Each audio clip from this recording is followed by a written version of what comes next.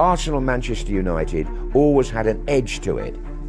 When you get to competitive individuals like Sir Alex Ferguson and Arsene Wenger, there's always going to be a fuse. I don't think they've a chance against us. I don't think they've a chance.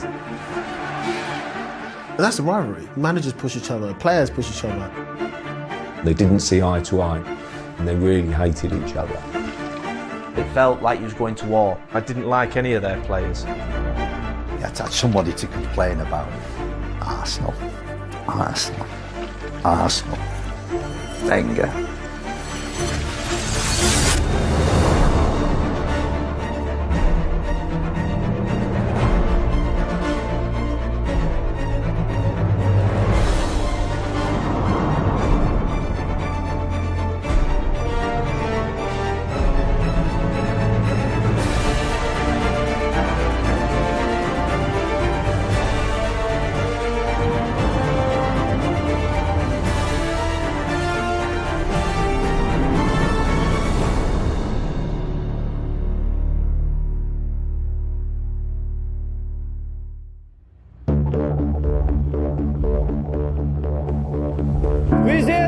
Squeeze the area, Nicky! Squeeze the answer in! Desire was always a big thing for Alex Ferguson. You know, when you'd won a league, when you'd won 2 leagues, and if you felt you came back the next season not hungry and ready to go again and have that desire and fire in your belly to start all over again, you were gone. Give him an angle, give him an angle! The manager was there every day. Every day. I can't remember how many days I didn't see him at the training ground. It was more than going seeing your headmaster. It was more than being told that you was in the presence of someone that was intense, that was driven, and it was scary, to be honest with you. So you know he's like, you try and bully, give it the big time, Charlie, but you get fucking wired right into him. He's fucking full of shit, you know that. I mean, he's going on the paper wanting respect for your fans and that. He'll fucking get it, alright. Plenty of that. I've never actually spoken a word to him. I spent 22 years as a pro and 15 years at Arsenal. He shouted a few things at me, and I'm sure I've shouted a few things back, but I was scared of him. Some of the passing is fucking scratchy. Get the passing fluid. Take a touch on the ball. I think he was Jekyll and Hyde, Sir Alex, at times. I mean, yes, he could be confrontational. He could be somewhat belligerent if he didn't like the question, or he didn't suffer fools gladly, I can assure you of that. Now, I had one famous row with him on Match of the Day when I asked him about Roy Keane's disciplinary record. Is the Roy Keane situation one that you'll have to address? Right, John, you've no right to ask that question. You're out of order. You know fine well my ruling in that, right? That's the interview finished. I'm not winning that one. I want to cancel that interview, right? The whole fucking watch it. Cancel it. Well, I was asked to ask it, Alec. You're fucking logging in again, right? You fucking know the rules here. And he stormed off, and then didn't do an interview with me for quite some time, although, having said all of that, underneath it all, there is a very charming and intelligent man. I always found one of the things about Ferguson is that he used emotion very intelligently. He went through the gears. I mean, I ended up just going to Ferguson's press conference when Manchester United had lost, because that was Ferguson at his best. He would come out and he would blame the referee, he would blame the media, he would blame, you know, the temperature of the tea at half-time, anything to defend his players. Straightforward, the players don't like the grey strip. This image of Ferguson, partly because of his dugout stance, partly because of the whole hairdryer reputation, actually ignores what an intelligent, nuanced individual he is. If you went into his office, it was just a treasure trove of a man's life and a man's interest. So on the table there would be a catalogue of art. There were a couple of cases of very nice wine, pictures on the wall, and his fascination with Laurel and Hardy. If you want a Renaissance man, it's Sir Alex Ferguson. Certainly one of the most interesting people I've met in public life, and one of the most extraordinary leaders this country's ever seen. He had the Giggs and the Cantonars and the Steve Bruces and the Brian Robsons.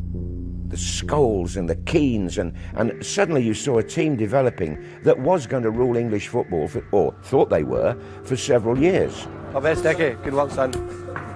The players were winners, snarling winners, who weren't going to allow anybody else to try to interfere with that. Right now, get yourself sorted, okay? Come on. No goals! No goals! No easing up, come on now. Listen, don't let yourselves down here now. Don't even fucking attempt it.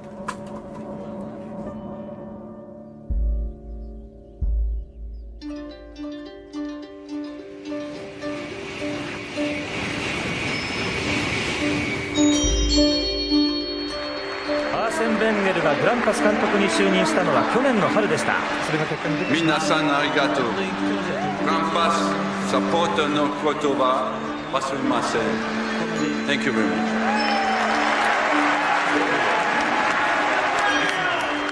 Wenger was initially hardly known in this country, and of course he'd been managing in Japan at Grampus 8.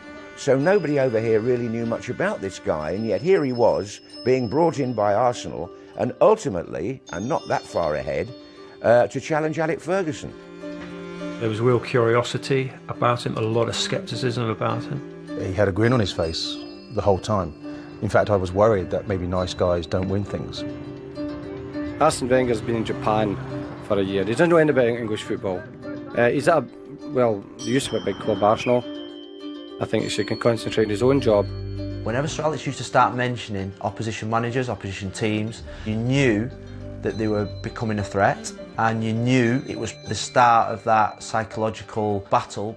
It was fun from a media perspective because you realised that the rivalry was going to kick off pretty spectacularly.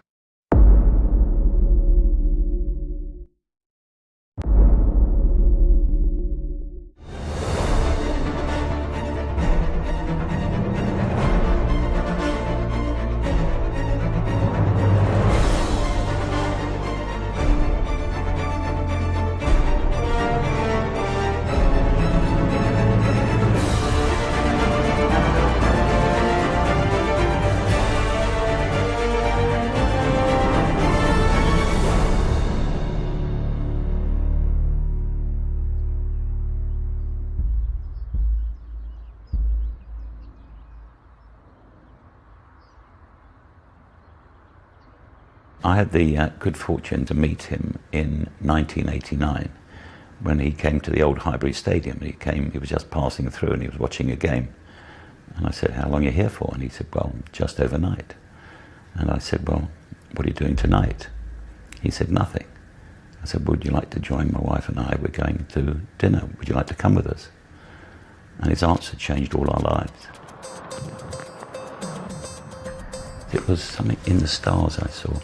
Arsene for Arsenal.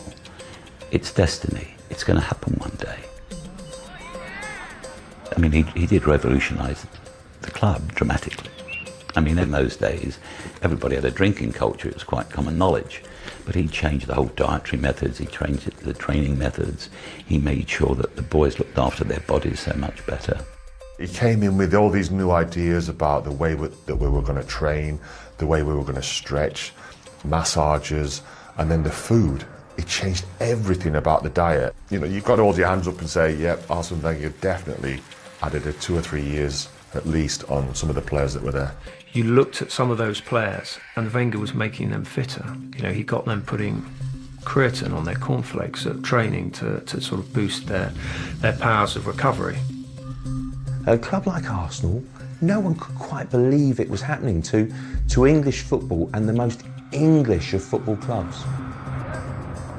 I remember saying to him how disappointed I was that he had come in as manager, because under the previous manager, Bruce Rioch, I captained the team for the last 20-odd games of the season in the absence of Tony Adams, and he reassured me, do exactly what you've done last year, and by the way, go and see David Dean and sort out a pay rise.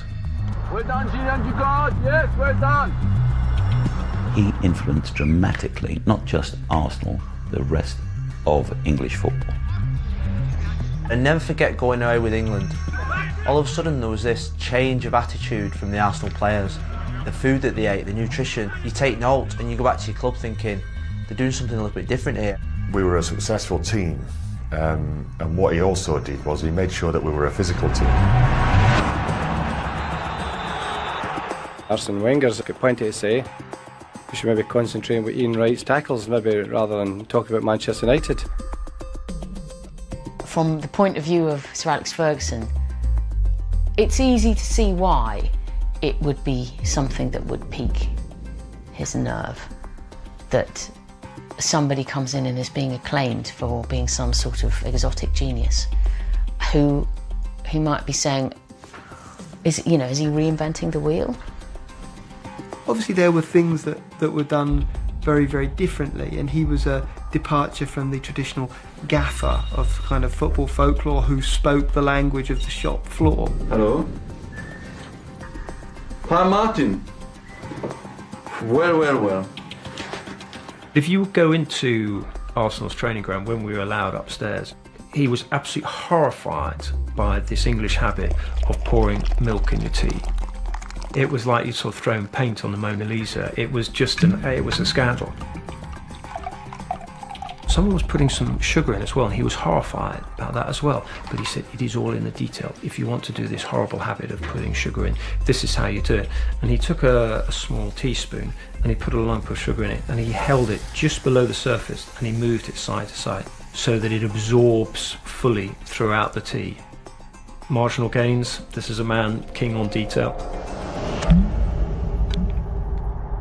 Of course, the other thing that helped Arsene Wenger have instant, more or less, success was just the golden touch for his early signings. He had access to a market of players and a knowledge of it that no other manager, not even Alex Ferguson, had, and that was the French market.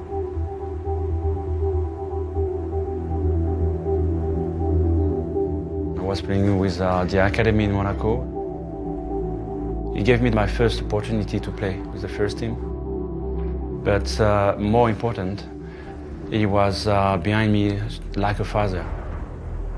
I lost my brother 2 years before that, or maybe a year before that, and I was living a tragedy, inside.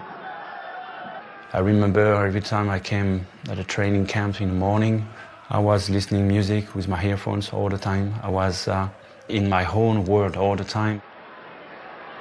Arsene, I remember, he came to see me at a training camp and he said, I don't want you to change. The only thing I want you to change is life can be beautiful. We are not here just to play football. We are here to build human beings as well. So if you're happy, then you're going to become a better person, and then you're going to become a better player on the pitch.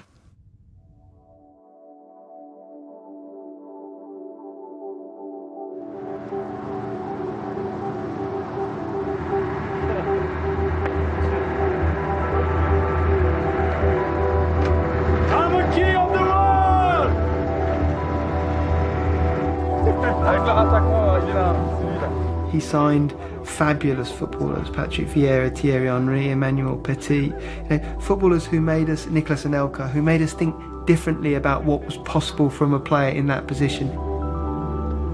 French flair, technique, movement, the ball on the ground, because back in the day, Arsenal were Brent, 1-0 boring Arsenal, ball in the air all the time, kick and rush. And all of a sudden, with the lack of Patrick, myself, the French guys, you couldn't play, the ball in the air. I think Ferguson would have looked at Arsenal, looked at the type of players that Wenger was bringing in, the sort of strength and the athleticism, and realised, wow, this is a huge test. All the qualities that had made us such a great team, they had those in abundance, and they played fantastic football, and the whole country were probably on their side. The moment that the rival really took a clear step up was at Old Trafford in the 97-98 season, when Mark Overmars scored the winning goal in what felt very pivotal. Overmars, maybe this time, yes! Wenger won the double in 1998, his first full season at Arsenal, And my goodness me, what a good team he had. And they deserved that championship victory. And Ferguson admitted that begrudgingly, I think, at the time.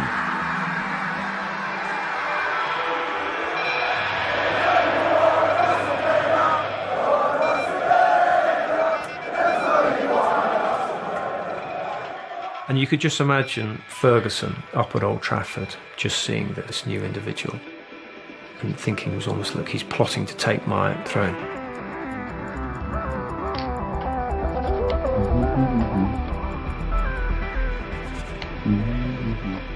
People sometimes ask me, well, what made you choose Arsene Wenger? And I always say, well, in his first full season, winning the double, I think that was a pretty good clue. David, are you still in the office? I'm just leaving, I'm going home now. Okay, so I see you later. Sorry?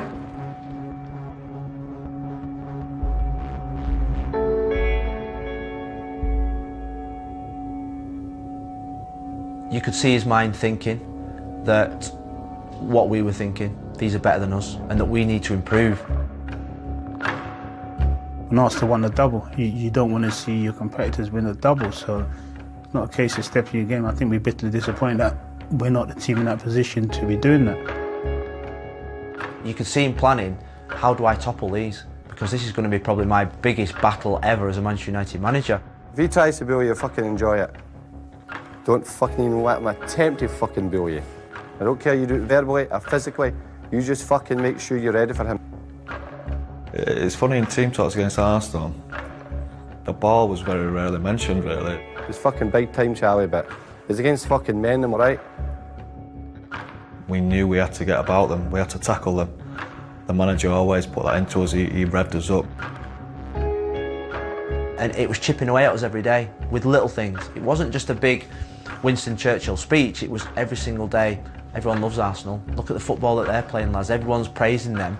And it was hurting us every single day. We get the ball transferred into these areas here. I don't think they've a chance against us. I don't think they've a chance.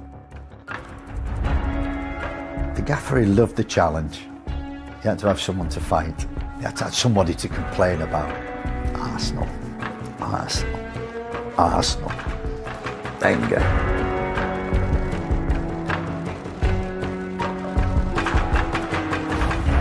The first 5-6 months, I don't think I slept one night.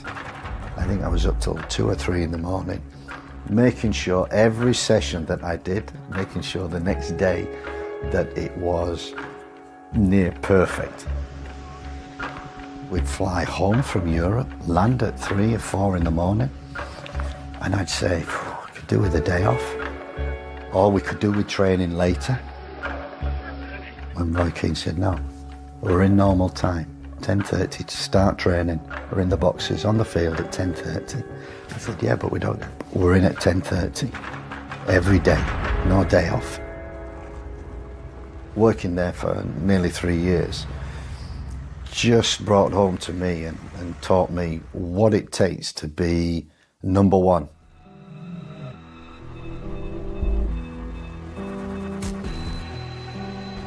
I do remember the semi-final, you know, two forces coming together. We'd won the double, they were to go on and win the treble. My biggest memory of the night was the team sheet coming in and Ryan Giggs was on the bench. All I kept thinking was, with 70, 80 minutes in, when I'm really tired, Giggs is going to come on then. So all the lads were high-fiving because Giggs wasn't playing, and I was the only one who was sitting in the toilet reading the programme going, I'm in trouble here.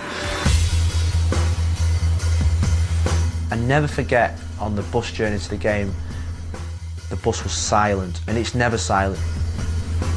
I get goosebumps now thinking about it. It felt like he was going to war. Beckham!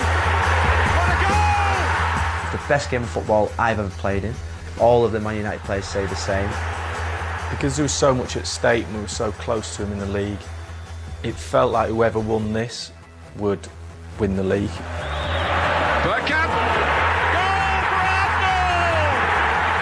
Roy got sent off down to 10 men, and odds are against us, really. In stoppage time,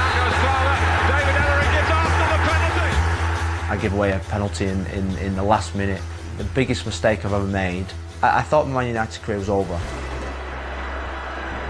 Didn't have a good feeling. I felt maybe Dennis would miss. I know that's bizarre. It's one of them moments that you get in football.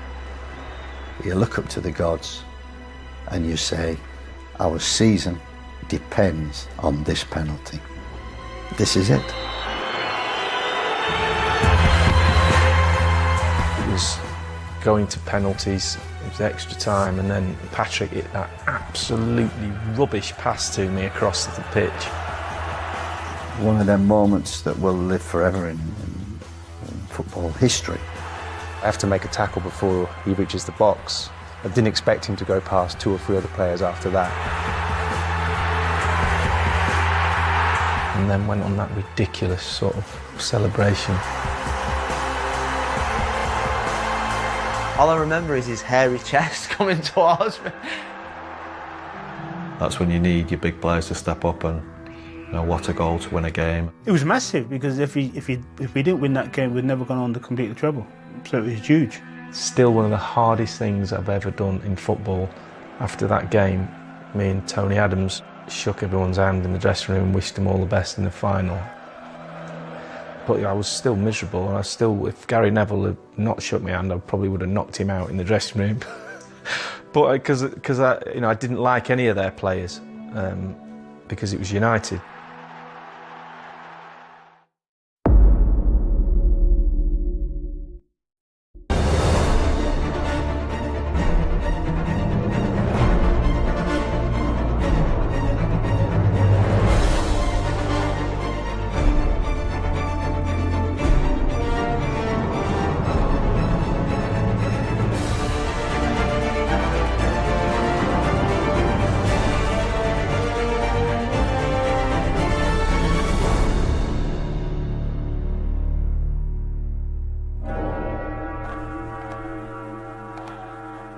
I think we needed to sort of toughen up. Sir Alex Ferguson, I felt, had a great influence on the referee at the half-time of that match. Let's just say he was very, very aggressive. The referee looked petrified, and thereafter I vowed that I would get between Sir Alex Ferguson and the referee, or whenever I needed to be, I would play an extra role.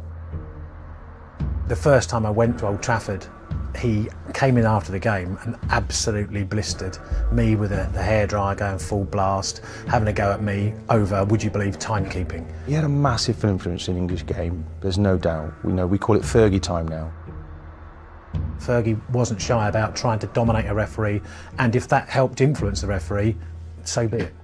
The first time I refereed Man United versus Arsenal at Old Trafford, I actually went out of my dressing room, turned left and headed up to the Man United home dressing room. And he was waiting for me. And I said to him, "Hi Alex, Graham Pole. I know who you are, son." So I said, "Well, you know what to expect today, don't you?" And he said, "Aye, nothing." I'd say over my time in these games, I think we got the better decisions by the referees. And I think it was a big bugbear of the Arsenal players and Arsene Wenger, the way that probably referees tended to favour us. We were experienced, we knew how to play the referees, we knew the words to say to them, we knew the right time to put pressure on them, and it's something that they were learning, but we were probably the masters at it. Win at all costs against anybody, but especially against Arsenal. We always felt they had 1 or 2 players who maybe a little bit soft. But that's a rivalry. So you push each other. Managers push each other, players push each other. We had a psychologist that came in to talk to us about why we weren't winning things. And it was about reaching boiling point, but it was about staying below the line. They were the 2 biggest teams during my 13 years refereeing Premier League games. And so I wanted to referee every time they played each other. There wasn't really anybody else in the picture. That tells you that there's something stewing eyeball to eyeball, nose to nose. And both sets of players at the time probably crossed lines that we shouldn't have done. Without a shadow of a doubt, it came from the managers. They were just 2 great competitors who hated losing. And Keane has slipped home the winner, and Manchester United players and fans celebrate. He wasn't a good loser. He wasn't a good loser at all. The second yellow card of Patrick Vieira is ridiculous. If you don't feel pain when you're being conned, when are you going to feel pain? You know, it just shows passion, and you just want things done properly. But you know, the world is not perfect. We always felt that he wasn't gracious at the time. He never really gave us any credit. There was always that attitude that we're better than you. Wiltord must score surely, and does, and gives Arsenal the lead.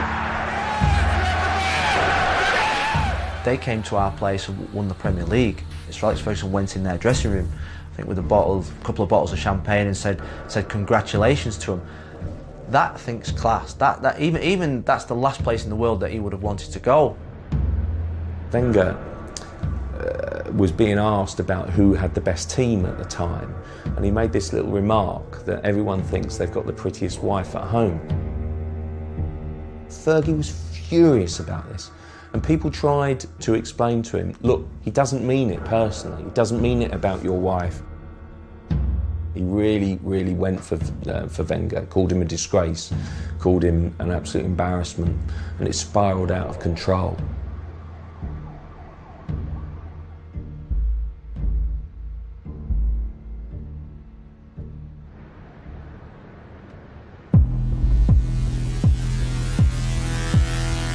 There was a perception, I think, from Arsenal's point of view, that that Man United didn't always necessarily play fair for them.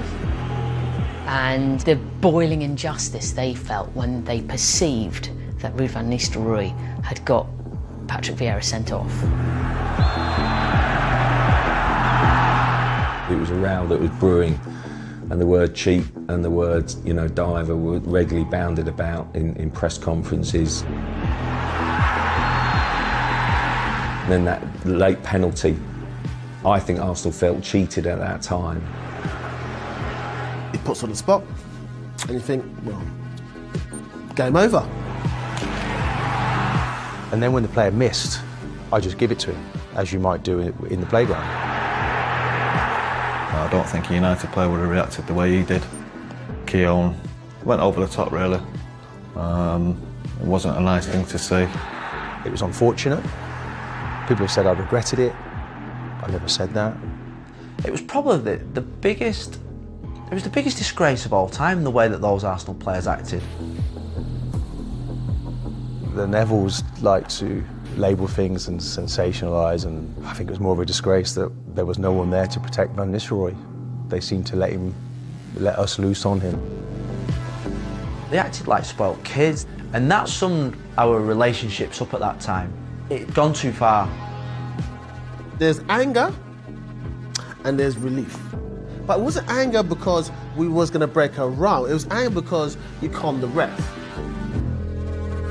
We got a little bit carried away. You could say we went below the line, but you know, you look back, it was a huge sporting moment because we went unbeaten. Who was to know that with that miss, if he puts that in the back of the net, then Arsenal couldn't have achieved something that Manchester United never did in that period when they were the team, and we somehow managed to pull that off, and they didn't.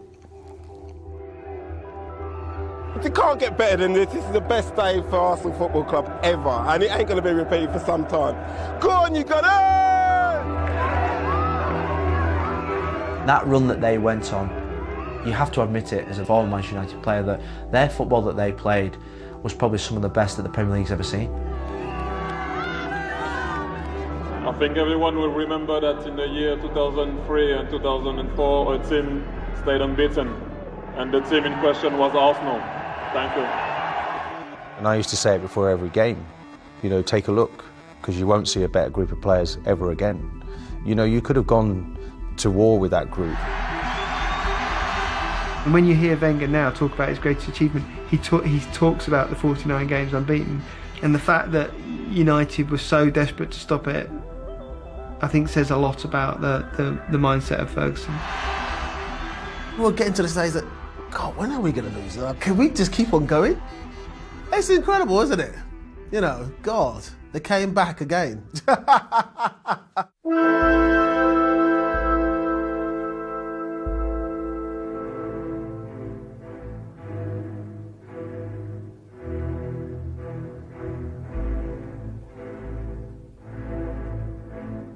It was all about Arsenal getting to 50 games, and we wanted to stop that. We were determined to do it. We were ready. In a period of 12 months when they'd got the best of us, this was our moment. Sir Alex knew it was our moment. He placed every little bit of the last 2 weeks on this particular game. They are not coming to Old Trafford and they're not going to do us. They had a young Spanish winger called Juan Antonio Reyes, and we literally kicked him off the park. I think got subbed after about 60 minutes. Every time he got the ball, Gary smashed him.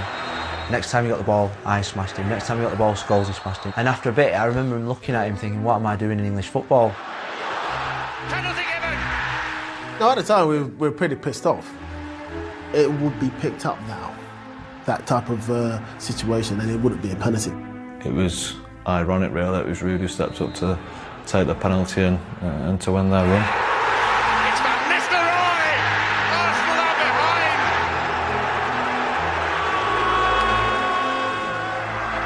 Arsenal felt cheated that day, and it was quickly apparent that something had gone off in the tunnel. The Battle of the Buffet, I think, was in our headlines, or certainly in our mind, not quite realising exactly the nature of which elements of the buffet had been used as for artillery practice.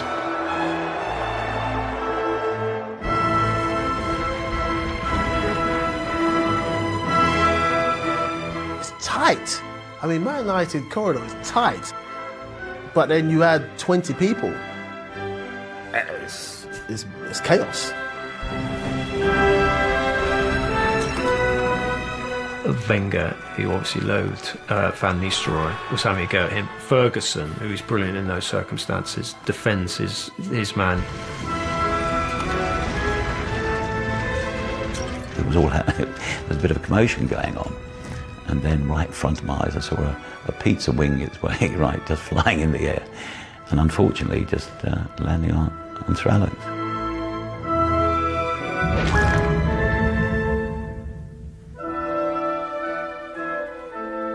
The boss is going around like saying, who threw that pizza? And straight away, somebody said, it's that little Spaniard, Fabregas.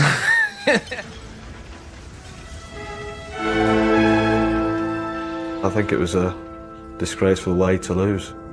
There was a lack of discipline at Arsenal, and this showed a complete lack of discipline, lack of respect towards the best manager that there's ever been, probably.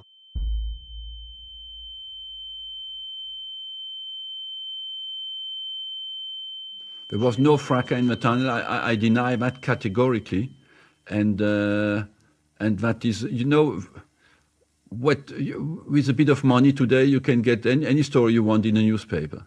We all hate losing, but you have to show a modicum of respect, I suppose. And you always see him now; it's always the referee's fault, or he won't shake the other manager's hand. In this occasion, I feel that Man United did not play the game with the spirit we tried to play, and that the referee didn't, without interfering in any decision he made. I don't feel that he had enough authority on the game to make football we love respected. Not just Arsenal, but his team was a little bit rattled. His team stopped playing football. His team thought probably, well, we're playing against United, they beat us last year, they kicked us off the park, they've changed their style a little bit. We're going to go toe-to-toe and make it a fight against them. And it wasn't probably what they were about.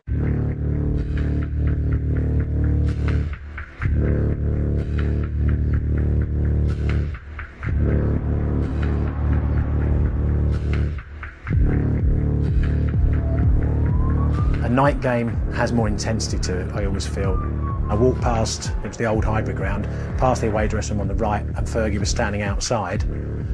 And he just said to me, and I just knew the game was going to be tough, he said to me, good luck. And you just think, oh no. Vieira said something to Gary Neville in the warm-up, which was crazy, really. A warm-up, he was thinking about, saying something, even talking to another player. It's amazing, a small thing can spark. Gary came in the dressing room and told everyone, and I didn't know that Roy Keane was actually listening. You know, Roy getting his boots, having his drink and stuff, and Gary being Gary saying, Vieira said this, Vieira said that to me, said he's going to do this to me, said he's going to do that to me.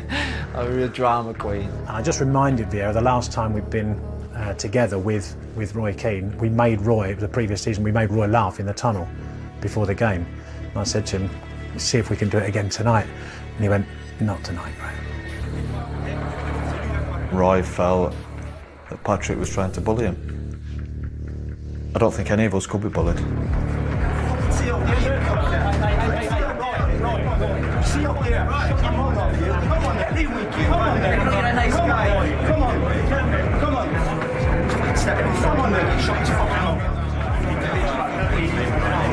Then can I get right now? Pick one of us up. That's where we won the game. He was aggressive, but he always got the best out of everyone around him, and now he's shown Patrick Vieira that day how to lead the football team. Nothing more in here. Understand? Thank you. Nothing more in here. Relations had completely broken down and they just couldn't tolerate each other.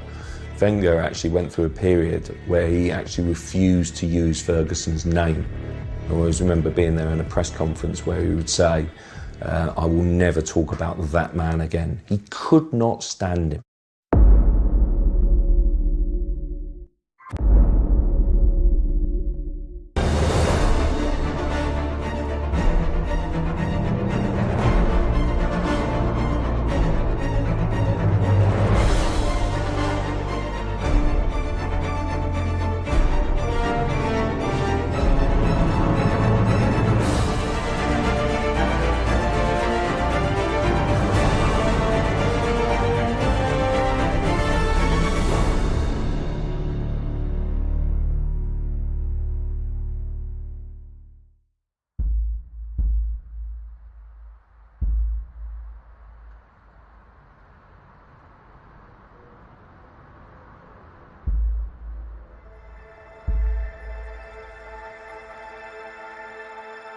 The landscape changed overnight. So Abramovich bought Chelsea in the summer of 2003 and it happened very, very quickly.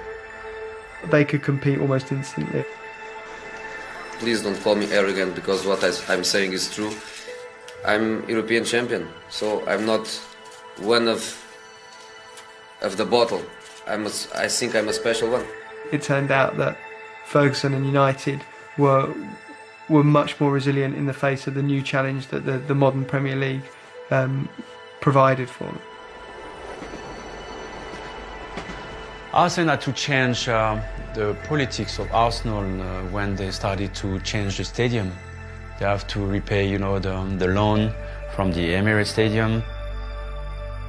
This changed the identity of Arsenal. They were playing such a good football, but without winning any trophies. And the fight Arsene and Arsenal used to sell their best player at the end of every single season on top of it. He's Van Persie! Oh, written in the stars!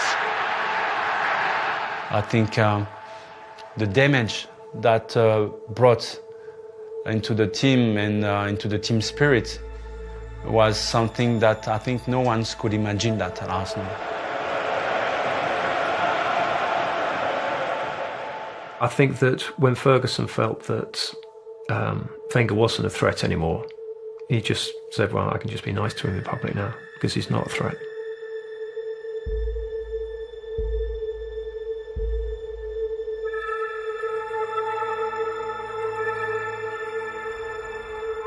Ferguson had the great flourish, the great ending, this incredible finale with his family on the pitch and his players, and the way that anyone would want to go in any walk of life, whether it was politics or business. This was the way that a great man steps off the stage. You know how good you are. You know the jersey you're wearing. You know what it means to everyone here. And don't ever let yourself down. No, he's enough. Come on now. Listen, don't let yourselves down here now. Don't even fucking attempt it. He's the best manager I've ever played for. His understanding of me was phenomenal. I mean, I think he's the only person who understood me better than me. Sir Alex Ferguson's time at Manchester United is one long success story. Arsene Wenger's is two stories in the same book. The second act has been a struggle.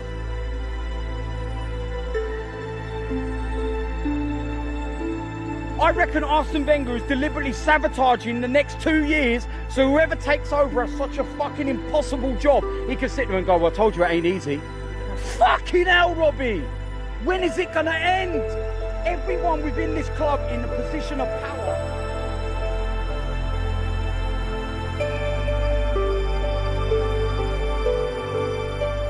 You don't know how he's feeling because he really controls himself well. Well, he did. You know, when he was there, and when I watch him on the touchline, I'm like, that's not the Arsene Wenger I used to know. I think I worked for 16 years here in England, and I deserve a bit more credit than wrong informations. But I have only one intention, is to harm. I think he went away from bringing character into the team, bringing strength into the team, which, as he's proven over the years in England, it's needed. That's why they're probably not as good as they used to be and not challenging for what they should be. I just wish we could have won more trophies under Arsene Wenger. But, you know, he did okay. He did okay. He just extended his contract, and I said, well, Arsene, but later on in life, what do you think you're going to do? He said, you know, it's difficult because football is my life. He said, you know, when I die and hopefully I go up to heaven, the Almighty will say to me, well, what did you do during your life? And he said, well, I tried to win football matches. And the Almighty will say to me, is that all? And he'll say, it's not that easy, you know.